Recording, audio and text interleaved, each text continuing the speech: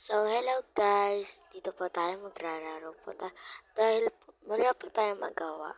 So, let's go! Kukuha lang ako ng sasakyan. Yan.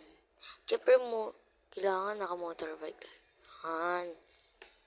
So, guys, pupunta tayo sa malapit sa Charis.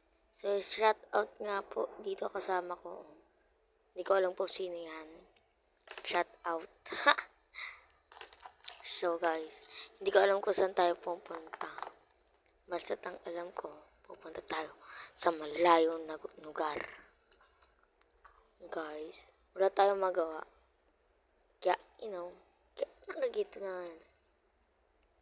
Oh my God, napakalayo na natin. Hindi ko alam kung saan tayo pupunta. Sige, tingnan muna natin. Talaga tayo pupunta. Oh my gosh, guys,